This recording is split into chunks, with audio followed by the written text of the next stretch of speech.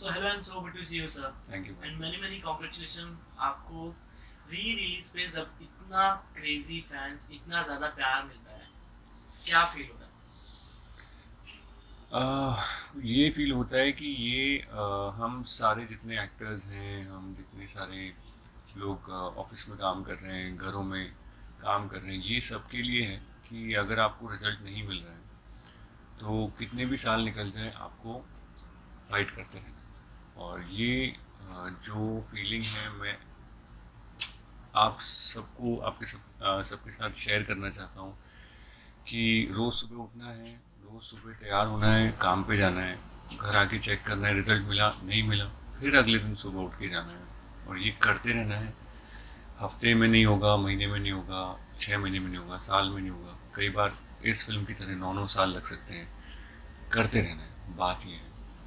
और I would like to also dedicate this win. मुझे सुबह से काफ़ी सारे इमोशनल मैसेजेस आए, कुछ एक्टर्स के आए हैं, तो कुछ डायरेक्टर्स के आए हैं, तो उनको मैं ये जो फिल्म की फीलिंग है, जो रिस्पॉन्स है, ये मैं डेडिकेट करूँगा टू माय फेलो एक्टर्स।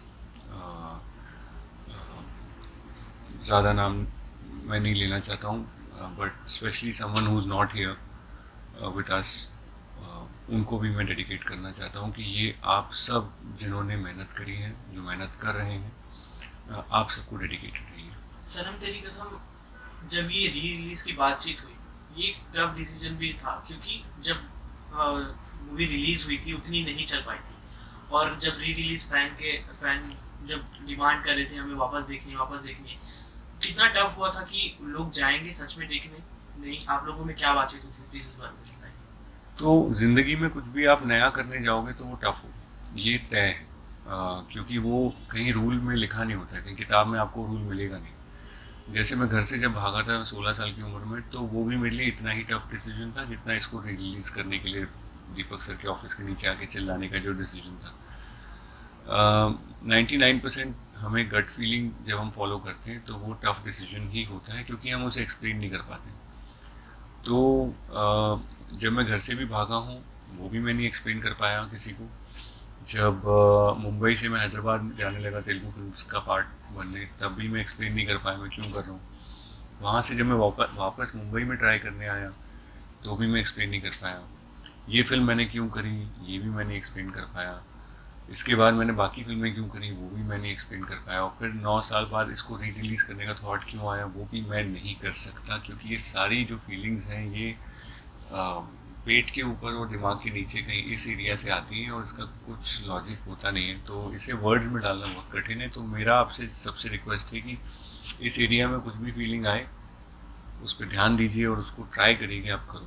तो अगर एक चीज आपसे जानना हो सर कि 2016 में जब ये फिल्म रिलीज हुई, उस समय उतनी क्यों नहीं चली, इतना प्यार अब जाके क्यों मिली? पता नहीं रीज़न। अगर मुझे इसका पता होता तो मैं अगर किसी को भी पता होता तो सारी फिल्में 99.9% फिल्में नहीं, 100% फिल्में हिट हो जाती। तो मैं आपसे ये तो शेयर करना चाहूँगा कि कोई भी ऐसा इंसान नहीं है हॉलीवुड में या हिंदी फिल्म इंडस्ट्री में या साउथ फिल्म इंडस्ट्री या पूरा एक बोल लीजिए ग्लोबल सिनेमा में, कोई भी ऐसा व्यक्ति नहीं है जो ये बता सके कि ये फिल्म जो है क्यों नहीं चली और ये फिल्म क्यों चली। अगर इतना आसान होता इसे बताना, थोड़ा कुछ एक्सपर्ट्स हैं जो 80% सही निकलते हैं, बट 100% तो कोई भी एक्सपर्ट नहीं है। तो ये मुझ जैसे मतलब वो दिग्गज लोग नहीं बता पा रहे, तो मैं तो चीटिंग हूँ इस मामले में, तो मैं तो बिल्कुल नहीं बता सकता। जब आपके कमेंट सेक्शन में आपके चाहिए कि आपके फैंस लोगों के हजारों कमेंट्स आ रहे थे प्लीज री रिलीज कीजिए इसे, तो आपने जब दीपक सर से बात की तो उसने आपको यही बोला कि आप एक आर्टिस्ट हो, आप कैसे मैसेजेस आते हैं, तो आपने उन्हें कैसे बताया? मुझे जब मैंने बहुत साल ट्राई किया मनाने का, तो हालांकि क्या होता है कि हमें लगता है कि रिलीज़ करना एक बच्चों का खेल है, फिल्म प्रोड्यूस करना बच्चों का खेल है, डायरेक्ट करना भी मतलब बस आराम से हो जाता है। बट एक रील बनाने में भी ना लोगों को आजकल 6 6 घंटे लग रहे हैं, जो 30 सेकंड की रील बनाते हैं और उसमें लोग खर्चे भी कर रहे हैं। तो जो रील बनाने वाले लोग हैं उनसे मैं रिक्वेस्ट करूँगा कि सबको समझाइए कितना मुश्किल है कोई एक देखने लायक चीज़ को बनाना। तो मैं इसमें प्रोड्यूसर सर की बिल्कुल भी वो नहीं मानता कि उनको उनकी वजह से कोई, मैं मानता हूँ कि ऑडियंस ने नहीं देखा तो एक प्रोड्यूसर क्या करेगा। और तो वो एक्चुअली हमारी पूरी टीम ना एक तरीके से शांत हो गई थी इस फिल्म के बाद। मैं अपनी गलती मानूंगा काफ़ी इसमें ज़्यादा। जैसे क्रिकेट मैच हारने के बाद एक पूरी क्रिकेट की जो बस होती है शांत पड़ जाती है, कोई किसी से बात नहीं करता है। गलती किसी की नहीं होती है बट कोई किसी से बात नहीं कर पाता उस समय। वैसे ही मैं भी किसी से बात नहीं कर पाया 8-9 साल तक। तो कहीं ना कहीं मैं अपने ऊपर भी ये ब्लेम लूँगा। और फिर मैंने फाइनली जब मैंने उनको ऑडियंस को बोला इंस्टाग्राम पे कि आप लोग प्लीज़ इस कमेंट सेक्शन में आप लोग करिए जो आपको भरना है, और उन लोगों ने वो चीज़ को फोटो किया, लिखा। तो वो लेके फिर मैंने उनको नीचे लिखा था कि अगर आपने इतने इतने कमेंट्स कर दिए तो मैं कल दीपक सर के ऑफिस चला जाऊँगा। वो जैसे कैरी मिनाटी एंड में बोलते हैं ना कि इतने मिलियन का टारगेट करते हैं, वैसे तो नहीं बोल पाया मैं, लेकिन उस तरीके से मैंने उनको लिखा कि इतने अगर आपने कमेंट्स कर दिए तो मैं कल चला जाऊँगा। और सच में उससे 3 गुना कमेंट्स आ गए। तो फिर मैं आ गया यहाँ पे नीचे और मैंने वो हरकत करी जो मेरे मतलब करीबी लोगों ने मुझे मना किया कि एक एक्टर ऐसे हरकत नहीं करना चाहिए एक्टर को, कि नीचे खड़े हो गए ऑफिस में आप चिल्ला रहे हो, ये अच्छा नहीं लगता आपकी इमेज को। बट मुझे इन सब चीज़ों से फ़र्क इसलिए नहीं पड़ता क्योंकि मैं एक फ़िल्म फैमिली से नहीं हूँ। तो मुझे ही नहीं सोचना पड़ता है कि मेरी फैमिली वालों की इज्जत कम हो गई है। मैं अकेला आया था तो मुझे फ़र्क पड़ता नहीं। तो मुझे कल भी अगर पार्ट 2 के लिए नीचे बैठ के 11 दिन का अनशन करना पड़ेगा तो मैं वो भी करूँगा आप लोगों के लिए। सो पानी की बोतलें ले आना बस आप लोग, वो पी के मैं निकाल दूँगा 11 दिन। जिस तरह से आप थिएटर विजिट कर रहे हैं, लोगों का इमोशन फूट फूट के निकल रहा है, इतनी ढेर सारी प्यार मिल रही है आपको। आप जैसे पहुंच रहे हो, लोग सेल्फी खिंचाने, जो थिएटर में बड़े पर्दे पे दिख रहे हैं वो सामने आके जब खड़े हो जा रहे हैं, उन लोगों के लिए इतना अच्छा सरप्राइज लेकर आप जा रहे हो। वो किस तरह की फीलिंग होती है जब आप उनसे इंटरेक्ट करते हो चलते फिल्म के बीच या बाद में? मैं जब भी रास्ते में जैसे कोई मंदिर दिख जाता है तो हमारी ऐसी आदत होती है ना, वैसे करते हैं। तो मैं हमेशा जब भी मंदिर दिख जाता है मैं ऐसे करता हूँ, तो मेरे वर्ड्स में सुनता हूँ मैं क्या बोलूँ। तो वहाँ मैंने कभी भी अपने आप को पाया नहीं है कि मैं मांग रहा हूँ कुछ, मैं हमेशा थैंक यू बोल रहा होता हूँ, कुछ लाइफ में है या नहीं है। तो वही थैंक यू बोलने में ये थिएटर जा रहा हूँ। मैं ये नहीं फील करना चाह रहा हूँ कि मुझे क्या फील हो रहा है, उससे मुझे मतलब नहीं है। मुझे मतलब है कि मैं जितने हाथ मिला सकूँ और उनको आंखों में देख के थैंक यू बोल सकूँ, वो चीज़ मुझे करनी है जितनी ज़्यादा हो सके। क्योंकि उन लोगों ने ही किया है, उन लोगों ने ही इसको 9 साल तक प्यार देते रहे, और आज इन्होंने सिर्फ कमेंट्स में ही प्यार नहीं दिखाया। क्योंकि कई साल तक मुझे लगता था कि ये प्यार सिर्फ कमेंट्स में है। जब आप जेब में से पैसे निकाल के टिकट खरीदते हैं तो वो फिल्म की दुनिया में वो चीज़ फिर मैटर करती है। क्योंकि कमेंट्स से फिल्म नहीं बन सकती। फिल्म बनती है टिकट सेल से, जो मैं इतने साल से बोल रहा था, और फाइनली सब लोगों ने उस चीज़ को एक्चुअली प्रूव किया। इस री रिलीज के दौरान आपकी 9 साल पुरानी कौन सी फ्लैशबैक है जो आपको वापस आपके दिमाग में आने लगी, यादें ताज़ा होने लगी? यही कि मैं 9 साल 10 साल पहले अपने डायरेक्टर्स के ऑफिस में इस फिल्म को पाने के लिए ऑलमोस्ट भीख मांग रहा हूँ, वो मुझे याद आ रहा था। और फिर उनका मुझे मना कर देना क्योंकि ऑलरेडी किसी और की कास्टिंग हो चुकी थी, ये मुझे याद आ रहा था। फिर उन्होंने कहा आप टाइम वेस्ट कर रहे हो, हमारे यहाँ प्लीज़ जाइए यहाँ से। तो फिर मेरा उनसे और ज़्यादा रिक्वेस्ट, प्लीड करना, मतलब ऑलमोस्ट गिर के, कि प्लीज़ मेरा ऑडिशन देख लीजिए, ये सब याद आ रहा था। फिर उन्होंने कहा किसी को, अपने एडी को, रवि जी करके एक असिस्टेंट थे, उनको बोला ले इसका ऑडिशन यार, इसको हटाया। तो मैंने कहा बस मेरा वर्जन देख लीजिए इंदर का, क्योंकि जिस हिसाब से मैंने उसको देखा है, समझा है, मैं वो दिखाना चाहता हूँ आप लोगों को। तो उन्होंने ऑडिशन देखा, फिर रवि जी लेके गए, ऑडिशन दिखाया, और वो 1 घंटे बाद आए, उन्होंने कहा फिर से करके दिखाओ। तो मैंने फिर से करके दिखाया वो सब। तो फिर उन्होंने 1 घंटे बाद वापस आए, उन्होंने मुझे हक किया और बोले हमारे प्रोड्यूसर सर का तुमने बहुत नुकसान करा दिया है, क्योंकि सारे कपड़े बन चुके थे। 2 दिन के बाद वो शूट है, जो बाटअप वाला जो सीक्वेंस है अगर आप देखेंगे तो उसकी तुरंत 2 दिन बाद था। और उन्होंने, जब मैं शुरुआत में उनसे बोल रहा था कि मुझे करने दो, उन्होंने कहा था आप टाइम वेस्ट करो, बगल वाले ऑफिस में जो है लड़का, जो हमारा हीरो है वो सिलेक्ट हो चुका है, वो बैठा हुआ है और स्क्रिप्ट पढ़ रहा है। जब ये सब हुआ, जब विनय सर, राधिका मैम ने देखा, विनय सर और दीपक मुकुट सर से उन्होंने बात करी मेरा ऑडिशन देखे, तो विनय सर ने फिर मुझे हक किया और बोले कि हर्ष तुमने दीपक मुकुट सर का काफ़ी नुकसान करा दिया ऑलरेडी, क्योंकि अब सब कपड़े चेंज होंगे, कॉस्ट्यूम चेंज होगा और अब तुम्हारे लिए बनेगी क्योंकि तुम फिल्म कर रहे हो। तो उन्होंने मुझे हक किया, तो वो सब मुझे याद आ रहा था। तो मैंने उनसे कहा सर मैं कुछ आपसे पूछूं? उन्होंने कहा बोलो। मैंने कहा सर वॉशरूम जाना है। तो उन्होंने कहा इतनी देर से बोला क्यों नहीं? तो उन्होंने कहा बगल वाले ऑफिस में चले जाओ। तो जब मैं वहाँ गया तो वो लड़का एक्चुअली वहाँ बैठा था और वो पढ़ रहा था स्क्रिप्ट। और कई साल के बाद उस लड़के के साथ फिर मैंने एक फिल्म करी दंगे, और वो मेरे ऑपोजिट था इस फिल्म में। तो लाइफ फुल सर्कल हुई और आज ये फिल्म वापस थिएटर में। तो यही सब नॉस्टैल्जिया दिमाग में ही चल रहा है, ये सब चीज़ें याद आ रही हैं। तो सर जैसे आपने बताया कि ऑफिस में जाके काम मांगते थे, आपके काफी करीबी को पता होगा, सबको ये बात नहीं पता है जो आप फन पे गिटार प्ले करते थे। काफी अलग ही बात है वो। अब now you are the most talented and famous star. तो कैसे जर्नी डिस्क्राइब करोगे वो किस्सा भी अगर आप सुनाना चाहो?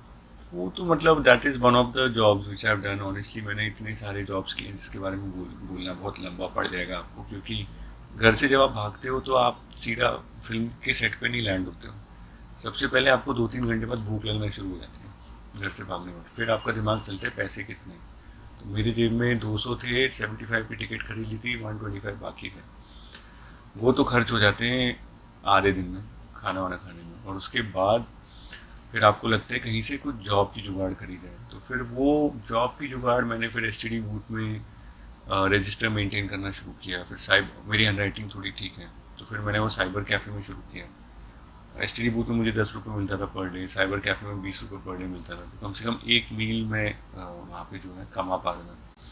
वहाँ से फिर मैं डिलीवरी बॉय बना, किसी की बाइक लेके और सामान डिलीवर करना, वो सब किया। फिर मैं एक डीजे का बैग उठाता था। वो डीजे डीजे नितेश और डीजे रिक्कू, ये लोग अभी भी कोई उसमें से सुन रहे हो तो उनका मैं बैग उठाता था, उनका असिस्टेंट था। तो मैं बैग रखता था, कंसोल को साफ़ करता था। फिर वो लोग आते थे, फिर मैं चला जाता था। तो वो भी मेरा एक काम था। तो ऐसे तो मैंने बहुत सारे और जॉब किए हैं, लेकिन वही मैं आप सबके साथ ये बोलना चाह रहा हूँ कि रिज़ल्ट नहीं मिलेगा आपको रोज़ रोज़, तो बिल्कुल नहीं मिलेगा। कई बार हफ्तों महीनों सालों तक नहीं मिलेगा। रोज़ आपको उठ के तैयार होना है और अच्छे से अपना काम करना है और चुपचाप शांति से सोना है। अगले दिन फिर उठ के आपको पूरा काम करना है, फिर चुपचाप शांति से सोना है। जब आपके 10,000 आवर्स पूरे हो जाएंगे, एक रूल है कि 10,000 घंटे जब आपकी किसी भी शिद्दत में पूरे हो जाते हैं तो वो आपकी मनोकामना जो है पूरी हो जाती है। मेरे 10,000 घंटे 2 बार हो गए तो पहली बार में तो मुझे फिल्म मिली, फिर मैंने 10,000 घंटे और सोचा इस बारे में और इसकी तरफ काम किया। तो 10,000 आवर्स का एक रूल होता है जिसको मैं फॉलो करता हूँ। और इस एक्सपीरियंस के बाद मैं और 10,000 घंटे के लिए तैयार हूँ कि मेरी और भी अगर स्ट्रगल रहेगी मैं वो भी करूँगा। सो इतना प्यार, इतना क्रेजीनेस देखने के बाद, so what is the success for Harshvardhan Rane? Success for Harshvardhan Rane would be कि वेट करने की कैपेसिटी। मेरे लिए वही एक सक्सेस है कि अगर आप वेट कर सकते हो रोज़ काम करके, तो आई थिंक आप सक्सेसफुल हो। क्योंकि रिज़ल्ट तो अपनी इच्छा के हिसाब से नहीं मिलेगा। वेट कर सकते हो तो आप सक्सेसफुल हो। एक्ट्रेस की कास्टिंग कैसा होती है? 25 एक्ट्रेस के बाद में उनको कास्ट किया गया था, मावरा जी को। उसके बारे में क्या? 25 तो नहीं, आई थिंक ज़्यादा, मेरे ख्याल से 200 से ऊपर लोगों की उन्होंने ऑडिशन लिया था। और वो भी कम है कि उनको 200 में ही मिल गई मावरा, बड़ी बात है। क्योंकि जो मावरा ने इस फिल्म के लिए किया है वो इम्पॉसिबल है।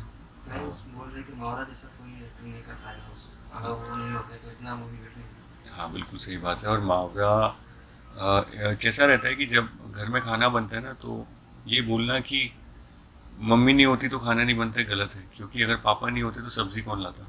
तो पापा हैं प्रोड्यूसर, मम्मी है डायरेक्टर, जो कढ़ाई में खाना बन रहा है वो है एक्टर, जो दादी आपको खाना खिला रही है वो है ऑडियंस, वो है म्यूज़िक डायरेक्टर। आपके हिमेश सर नहीं होते तो मूवी हिट नहीं होती। तो क्रेडिट एक जगह पे रखना एक एक एक बीमारी है। हम लोगों में एक डिजीज़ है कि हम सारा क्रेडिट एक तरफ चाहते हैं, अपनी तरफ चाहते हैं। ये एक बीमारी है, इससे आप लोग दूर रहें। और जैसे गाड़ी चलती है 4 पहिए, इंजन, बॉडी। अब आप कहोगे पहिए नहीं होंगे तो गाड़ी नहीं चलेगी, इंजन बोलेगा मैं नहीं हूँगा तो गाड़ी नहीं चलेगी, फिर बॉडी बोलेगी चैसिस कि भाई मैं नहीं हूँगा तो गाड़ी में बैठोगे कैसे। सो मैं ये मानता हूँ कि ना इस फिल्म का रीज़न कोई एक जन है, बल्कि प्रोड्यूसर डायरेक्टर से शुरुआत होती है। उनका थॉट, उन्होंने इंदर को लिखा, स्केच किया, उन्होंने मावरा को लिखा, स्केच किया, फिर एक प्रोड्यूसर चाहिए सॉलिड जो अपना पूरा रिसोर्स, पैसा जेब से इस पे लगा दे। तो प्रोड्यूसर के बिना भी मूवी नहीं बन सकती।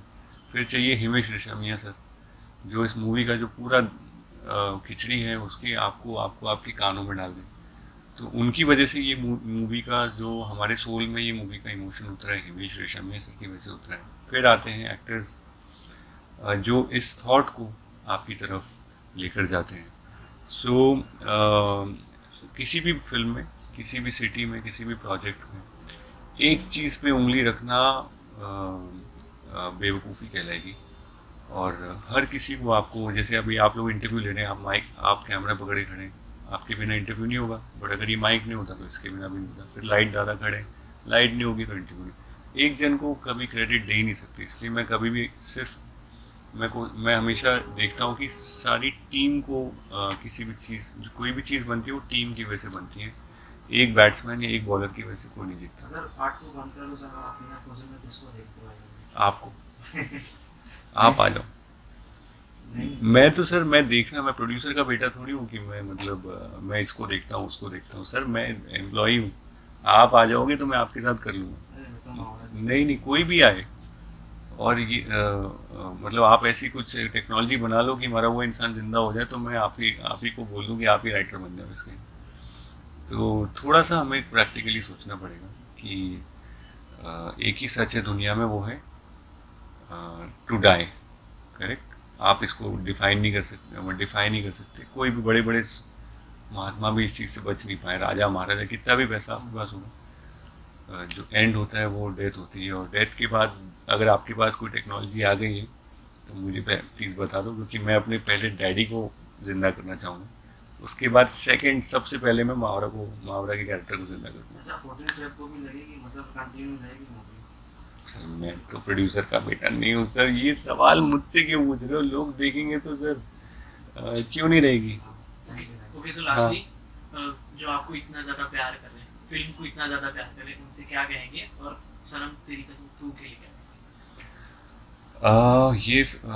ये फिल्म का जो सक्सेस है, मेरे सारे उन एक्टर्स को भी मैं देना चाहता हूँ जिनसे शायद मेरी इतनी बातचीत नहीं है, बट मैं उनकी मेहनत देख रहा हूँ काफ़ी सालों से। और जो ज़िंदा हैं, जो नहीं है, उन सभी को मैं ये सक्सेस समर्पण करना चाहता हूँ। और क्यों हुआ ये फिल्म? ये ऑडियंस की वजह से, जो एंड में आके किसी भी चीज़ को ज़िंदा कर सकते हैं। पार्ट 2 के लिए मैं ये कहूँगा कि पार्ट 1 के लिए मैं नीचे आके चिल्लाया था, पार्ट 2 के लिए मैं 11 दिन नीचे पानी पी के अनशन करूँगा। Thank you so much. Thank you sir.